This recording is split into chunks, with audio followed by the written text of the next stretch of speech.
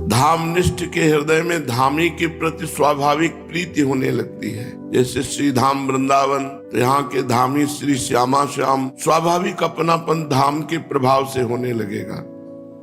हो गया काम। इतना तो बैठा लो, ना भजन बन पावे, ना साधना बन पावे, न कोई हमसे सेवा बन पा रही, तो पड़े रहो सीमा के अंदर।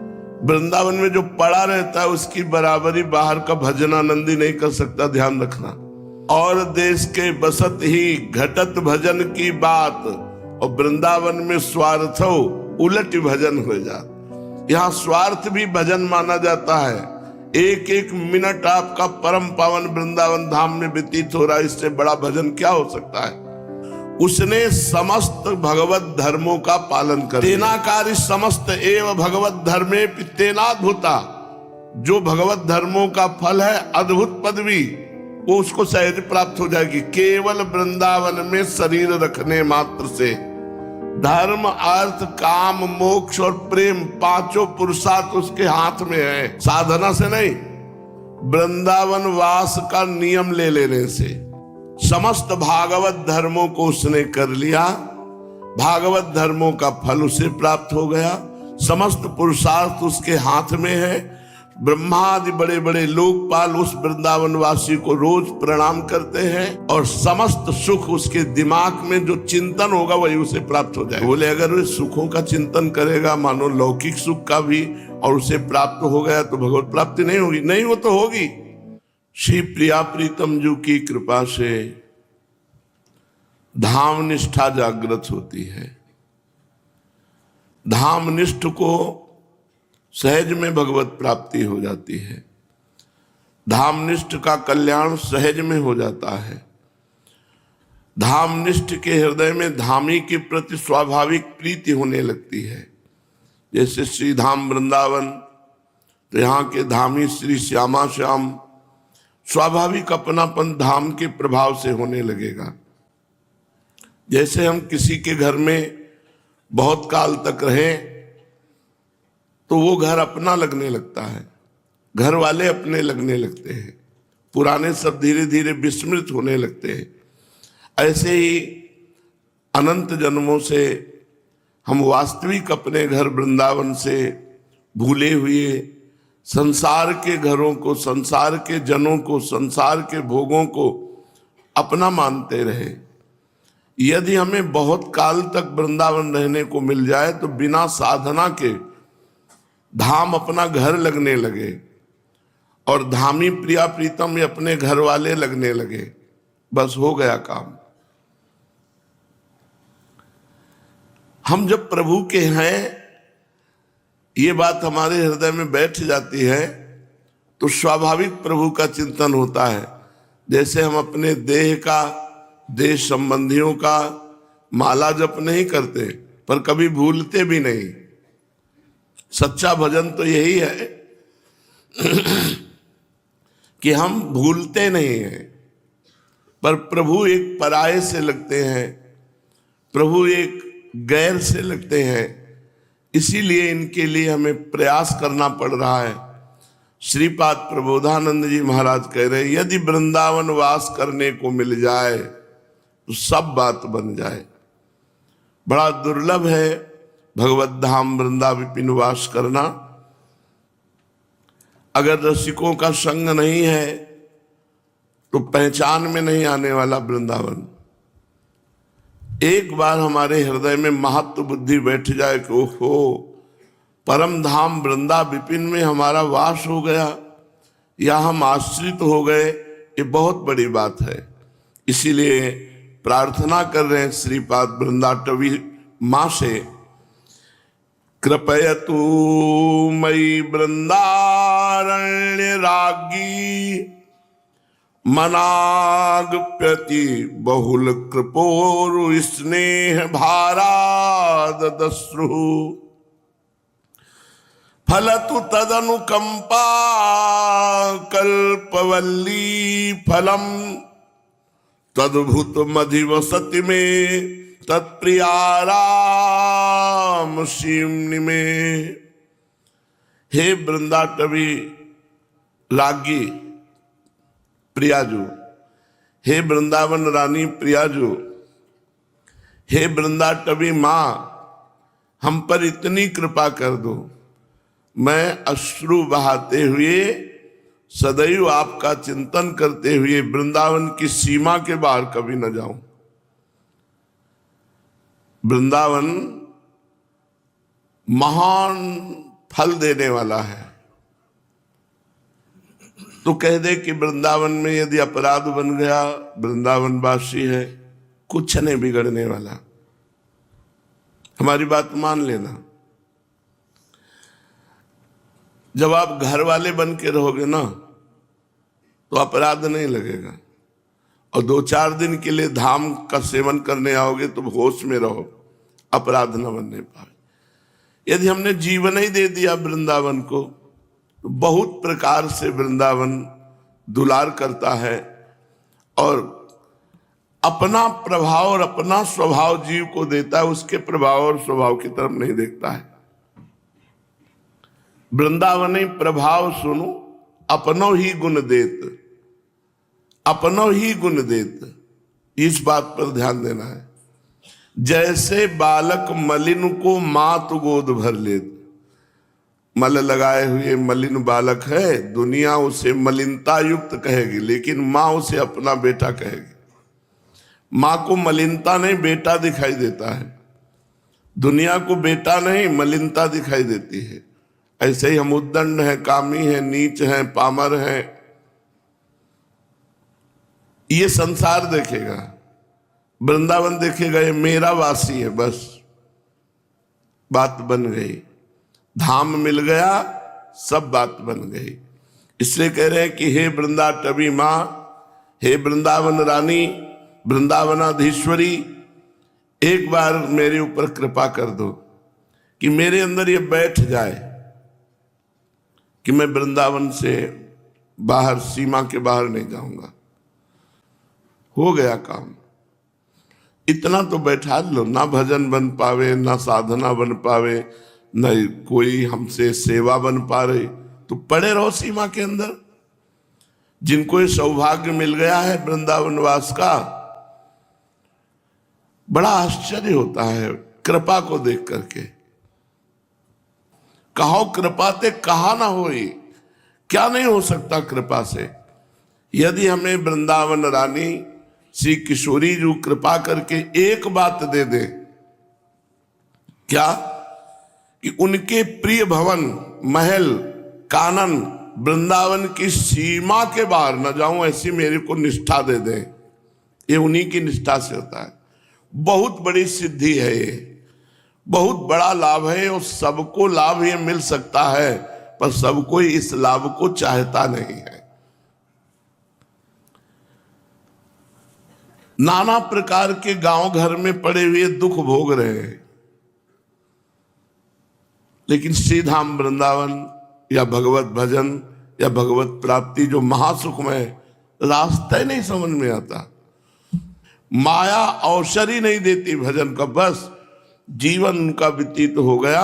वो कभी भगवत नाम, भगवत धाम, भगवत लीला, भगवत कथा, उनको कोई मतलब नहीं। वासना ऐसी बांधे हुए है कि उपासना से कोई मतलब।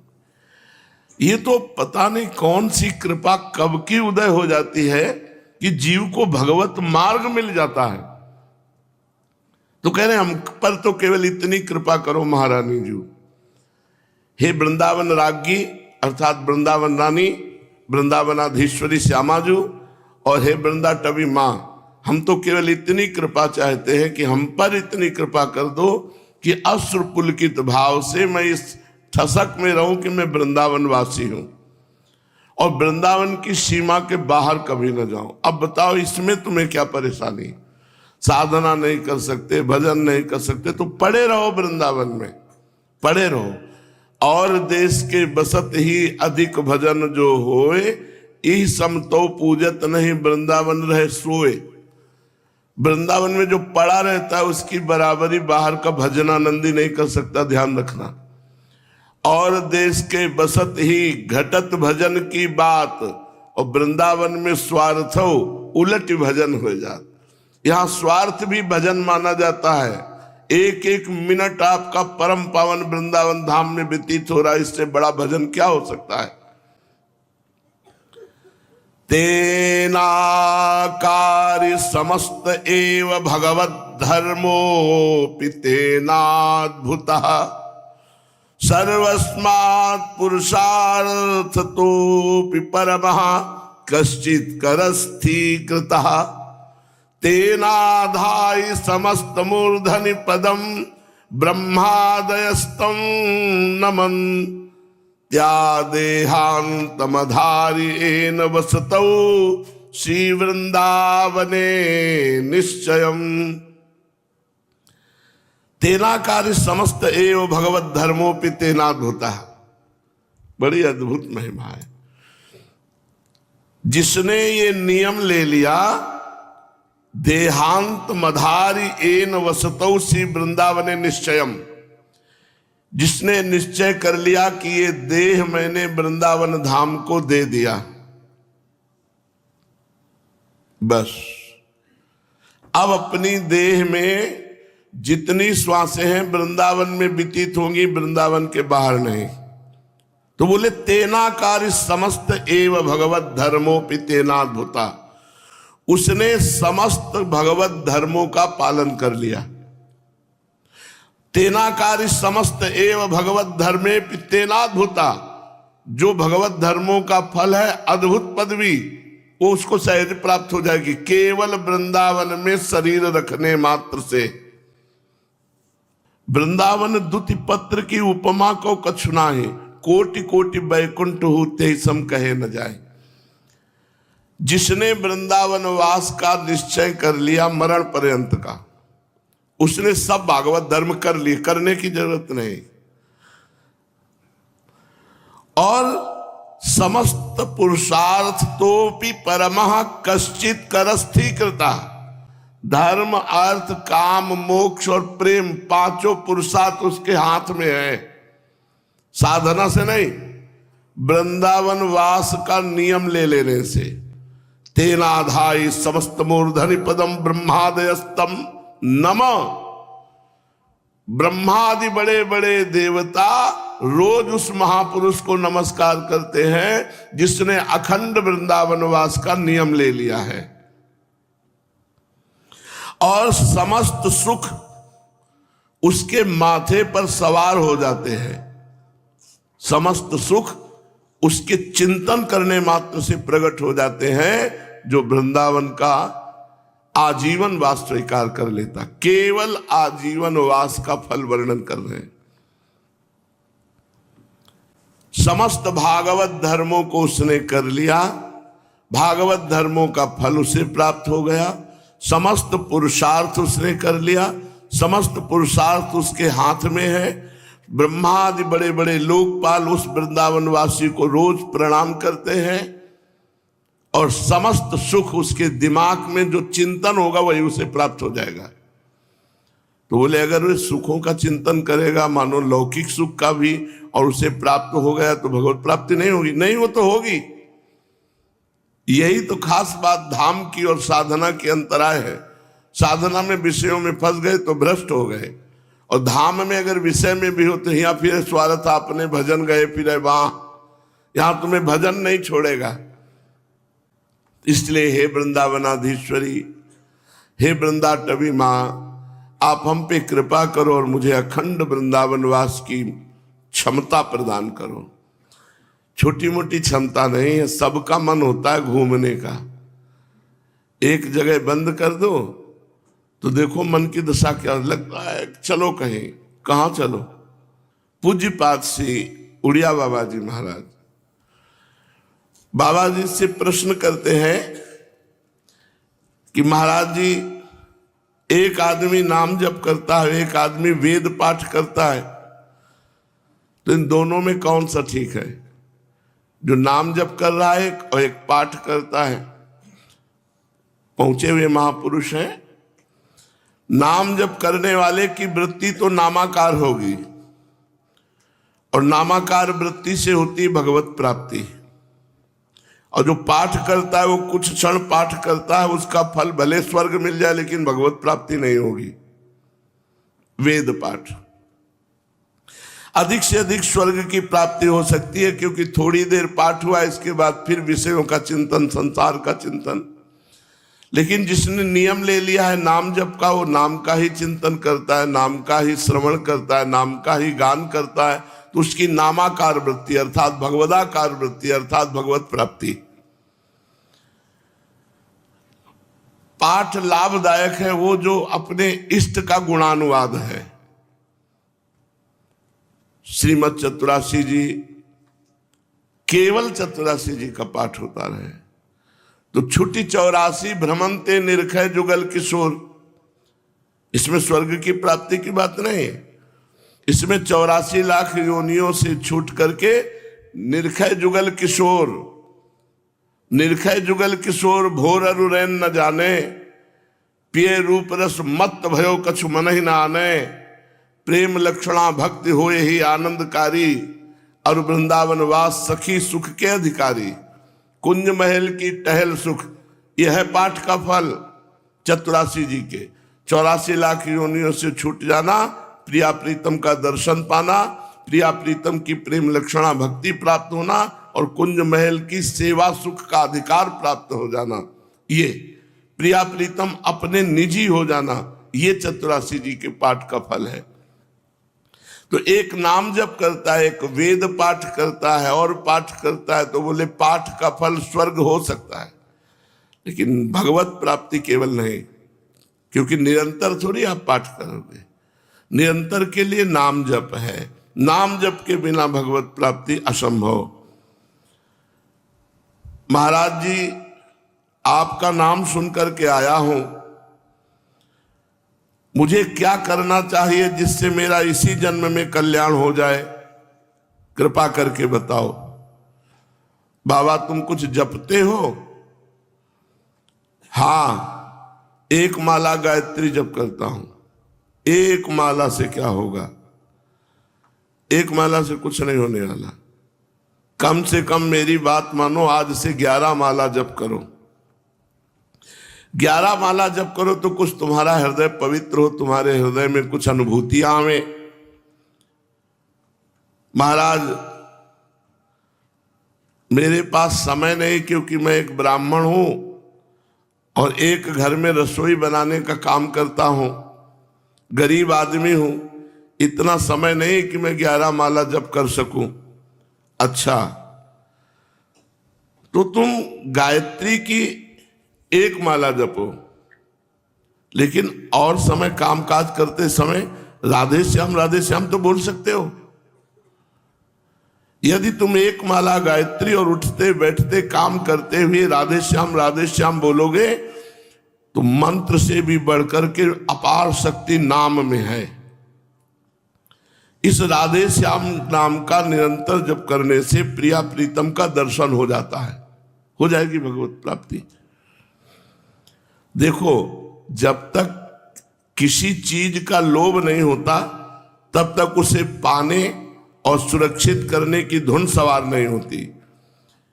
तो इसी प्रकार जब तक तुम्हें भगवत प्राप्ति का लोभ नहीं होगा, तब तक नाम खूब जपने की और नाम बचाने की, रक्षा करने की, क्योंकि हमारा नाम जप रूपी धन कहीं चोर न चुरा ले जाए। काम क्रोध लोभ मोह मद मत्सर, नाम का लोभ होने पर स्वतः ही हर समय जप होने लगता है, फिर तो 1 मिनट भी व्यर्थ बात करना बुरा जान पड़ता है। जिस प्रकार धन के लोभी को 5 मिनट भी अपने व्यापार को छोड़ना अच्छा नहीं लगता, उसी प्रकार भगवान नाम लोभी को भी 5 मिनट व्यर्थ की बातें करना अच्छा नहीं लगता। मैं समझता हूं कि साधना में सबसे कठिन बात है निरंतर नाम जप। पूज्य बाबा कह रहे हैं, ज्ञान और ध्यान तो सब कोई कर सकता है, लेकिन एक नाम बहुत समय तक निरंतर जपना सबसे कठिन बात है। लोग ज्ञान की बातें तो रात दिन करते रहते हैं, परंतु उनके हृदय में परिवर्तन नहीं होता, क्योंकि नाम जप नहीं है। नाम जप करना सबसे कठिन साधना है। सब प्रकार की बातें छोड़कर निरंतर एक नाम एक मंत्र को कई घंटे तक जपते रहना, तो साधारणतया ऐसा असंभव है। अगर ऐसा कर ले गया तो असाधारण विलक्षण शक्ति उसमें जागृत हो जाएगी। ये पूरे जीवन में इन्हीं महापुरुषों के वचनों का प्रभाव रहा कि अन्य किसी साधनों की तरफ मन लुभाया ही नहीं। बस यही लगा निरंतर हर श्वास, हर मिनट, हर सेकेंड प्रभु के चिंतन में जाए। नाम मंत्र से भी बड़ा है, क्योंकि मंत्र जप का विधान है शास्त्र में। जब मंत्र जप करे तो तुम्हारे वस्त्र पवित्र होने चाहिए, शरीर पवित्र होना चाहिए, स्थान पवित्र होना चाहिए। ऐसा नहीं कि आप शौचालय में मंत्र जप सकते हो, लेकिन शौचालय में नाम जप कर सकते हो। नाम में विधि विधान की कोई आवश्यकता नहीं है। नाम लेत भव सिंधु सुखाही, करहु विचार सुजन मन माही। नाम की बड़ी महिमा है। आप कल्पना भी नहीं कर सकते कि आपके जीवन का कैसे परिवर्तन हो गया नाम जप से। आप जप करके देखिए। मैं सर्वथा सत्य कहता हूं, नाम जप करोगे तुम्हारा जीवन बहुत जल्दी सुखी हो जाएगा। जिसकी जिस नाम में निष्ठा हो उसको सबसे बड़ा समझे।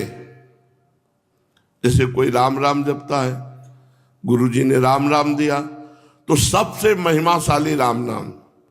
किसी को शिव नाम मिला, सबसे महिमाशाली शिव नाम समझे। किसी को राधा, तो सबसे महिमाशाली राधा। अपने गुरु प्रदत्त नाम में सबसे बड़ी महिमा होनी चाहिए कि इससे बढ़कर और कुछ नहीं है। तुम जिस समय कृष्ण नाम लिया उसी समय समझो तुम कृष्ण की गोद में बैठे हो। कृष्ण तुम्हें अपने गोद में बैठा ले हैं। नाम ले रहे हो मतलब नाम ही तुम्हारे पास है। नाम बाणी जहां श्याम श्यामा तहां, नाम बाणी सुनत श्याम श्यामा सुबस, नाम बाणी निकट श्याम श्यामा प्रगट। कितनी सुंदर बात है। अगर वाणी जी का गायन चल रहा है, नाम जब चल रहा है, तो हमारे प्रिया प्रीतम हमारे समीप हैं, हम चाहे जहां हो। नाम बाणी जहां श्याम श्यामा तहां। तो जो वृंदावन अखंडवास नहीं कर सकते तो जहां भी है वहीं नाम बाणी में लगे, वहीं श्याम श्यामा हो। जहां श्याम श्यामा था उनका धाम। नाम के अभ्यास से धीरे धीरे पाप नष्ट होते, तब नाम मीठा लगने लगता है। जैसे पित्त का रोग हो, मिश्री खवावे तो कड़वी लगेगी, और वही मिश्री रोज नियम से अनुपात के अनुसार पावे तो पित्त का समन कर देगी और मिश्री मीठी लगने लगेगी। तो राधा नाम अमृत रस है, राधा नाम सुधा रसम। हमको क्यों सुधा रस नहीं लग रहा? क्योंकि जैसे पित्त बढ़ गया तो मिश्री मीठी नहीं लगती, ऐसे दुर्वासना बढ़ गई है। इसलिए राधा नाम हमें अमृत के समान होने पर भी मीठा नहीं लग रहा। बोले यही राधा नाम नियम से गान करते रहो, तुम्हारी दुर्वासना रूपी पित्त का समन हो जाएगा और राधा नाम रुचिकर, मीठा, अत्यंत आसक्ति हो जाएगी। जिस समय नाम का ध्यान करते हुए उपासक नाम जप करता है तो उसे दिव्य दिव्य महात्माओं के दर्शन, दिव्य दिव्य भगवत स्वरूपों के दर्शन, दिव्य अनुभव होने लगते। बंसीनाथ सुनाई दे रहा है, नूपुर ध्वनि सुनाई दे रही, प्रिया प्रीतम दिखाई, ये सब नाम से हो जाता है। भगवान के दर्शनों की चाह हो जाए नाम जापक में तो तत्काल भगवान दर्शन दे दें। विश्वास होने पर केवल नाम जप से भगवत साक्षात तत्व ज्ञान सब कुछ हो जाएगा। तुम जितना अधिक भजन करोगे उतना ही तुम्हारा हृदय भजन के प्रति आसक्त होता जाएगा, क्योंकि अनुभव होंगे आपको। धीरे धीरे भजन को बढ़ाते जाओ। काम करते हुए या बैठे हुए कोई अंतर नहीं पड़ना चाहिए। अभ्यास ऐसा कर लो, या बैठे हैं तो नाम जप चल रहा है, जैसे बैठे में चल रहा था वैसे क्रियावान होने पर भी नाम जप ना छूटे। यदि नाम जप में प्रेम हो गया तो घर छोड़कर एकांतवास करने की कोई आवश्यकता नहीं, जहां हो वहीं रहो, बस नाम में प्रीति कर लो। नाम में प्रीति नहीं हुई तो वन भी घर ही है, और नाम में प्रीति हो गई तो घर ही वन हो गया, चिंता की बात नहीं। भजन में कोई विघ्न कर सके ऐसी बात नहीं, हम स्वयं विघ्न पैदा करते हैं। हम बर्दाश्त कर लेते हैं विघ्नों को। हमारा भजन छूट करके प्रिया प्रीतम का चिंतन छूटकर विषय चिंतन हो, हम इसे बर्दाश्त कर रहे हैं इसलिए हो रहा है। अगर बर्दाश्त न करें तो कोई विघ्न नहीं आ सकता। इसलिए किसी विघ्न को बर्दाश्त मत करो, यहां चलेगा। भजन छूटा तो कोई बात नहीं, ये अभ्यास की कमी, ये प्रमाद स्थिति है, इसको छोड़ो। भजन न छूटने पावे सब कार्य करते हुए, यही खास बात है। थोड़ी देर गुणानुवाद किया, थोड़ी देर सत्संग सुना, थोड़ी देर नाम जप किया, थोड़ी देर सेवा की। हमारा समय का ऐसा क्रम होना चाहिए कि हमारे पास खाली समय रहे ही ना। इससे तुम्हारा देखना आगे चलकर भजन में मन डूबने लगेगा। यदि गृहस्थ हो, मेहनत की कमाई है, तो साधु सेवा करते हुए भजन करो तो ज्यादा लाभ प्राप्त होगा। भगवान संतों के मुख से पाते हैं, भगवान संतों में प्रगट विराजमान रहते हैं, और भगवान ने प्रगट आदेश किया है, सातों सम्मोह में जग देखा, मोते अधिक संत कर लेखा। मेरे से भी अधिक संत को देखो, संत के प्रति भावना करो। भगवान स्वयं श्री राम जी सबरी मैया से कह रहे, सातों सम मोहिमय जग देखा। संपूर्ण संसार में भगवत भाव करो, लेकिन संतों को भगवान से बढ़कर मानो। है बड़ी कठिन बात, भगवान के समान मान ले तो बहुत बड़ी बात है, भगवान से बढ़कर संतों को मानने की बात कही गई। यदि कोई तुम्हें कर्मकांडी आचार वाला मिले तो बचना, अरे ऐसा नहीं होना चाहिए, ऐसा होना चाहिए, ये अपवित्रता वो पवित्र, वो दिमाग भजन से हटाकर इसमें ऐसे लोगों का संग नहीं करना चाहिए। भगवत गुणानुवाद, भगवान नाम कीर्तन, भगवान नाम जप में किसी भी तरह की कोई रोक टोक नहीं है। कभी भी तुम मान लो अपवित्र भी हो और चतुरासी जी गा रहे हो तो कोई तुम्हें अपराध थोड़ी लगेगा, भगवत लीला गुणगान कर रहे हो। लेकिन अपवित्र हो तो मंत्र हो या वैदिक मंत्र, वो अपराध हो जाएगा।